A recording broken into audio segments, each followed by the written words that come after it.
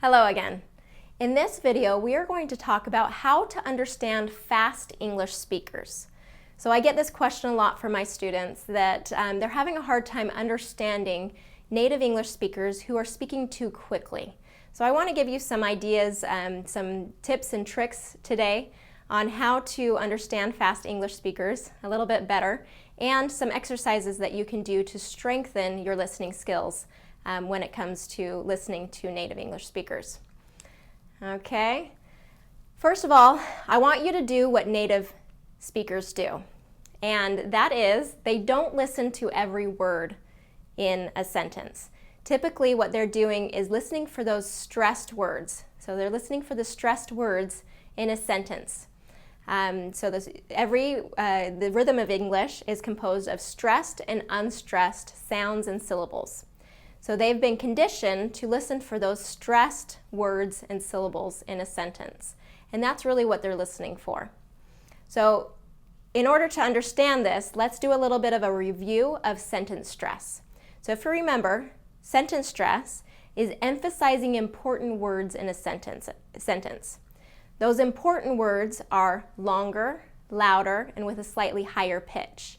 Now, some native speakers are really good at emphasizing and stressing these important words, and some are not as great at it. But for those who do stress and emphasize those important words, it's much easier to understand because we can kind of pick out those stressed words and and understand very clearly what they're trying to communicate. Okay? Those stressed words in a sentence are a clue for your listener to pay attention. Okay, so when you're speaking and you're using the rhythm of English, you want to stress or emphasize those key ideas and kind of hand those most important ideas to your listener by stressing them. Now you're going to take this same advice as you're listening and say, okay, I'm going to be listening for those stressed words and those stressed syllables in a sentence, and that's what's going to help you really hear and understand a lot better. Okay? So some examples of important words when it comes to sentence stress are names.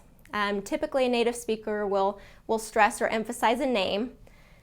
Numbers are typically stressed or emphasized, and negatives are typically stressed or emphasized. Again, some native speakers do this better than others, but as you follow this general rule, you'll be able to pick that out a little bit better. Okay, so stressed words mean that they're important. They're important in the meaning. So we have those curves of stressed and unstressed words and syllables. So you're looking for those peaks in that rhythm. So as you listen for those stressed words and ideas in a sentence, that's where the meaning and the purpose, those are really the important meaning of what the speaker is saying. Okay? Now, to do this, you'll need to practice. To get better at this, you need a lot of practice. Now, I found a resource that is absolutely amazing. And there's this guy that has a website called esl-lab.com. And he has just dozens of recorded conversations between native English speakers.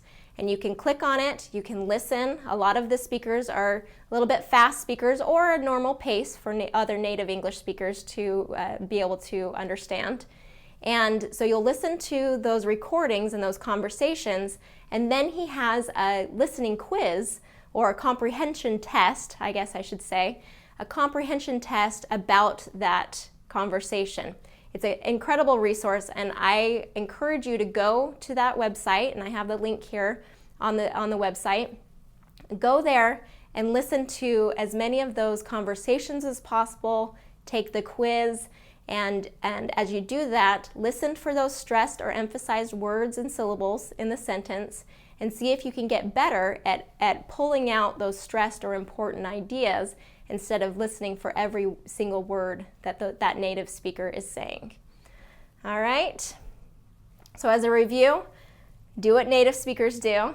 Don't listen to every word, and listen for those stressed words in the sentence. Okay, I know as you do this that do this and you practice this skill, you will get better at understanding native English speakers, and especially native speakers who might be speaking a little too fast. All right, go practice, and I'll see you again in the next video.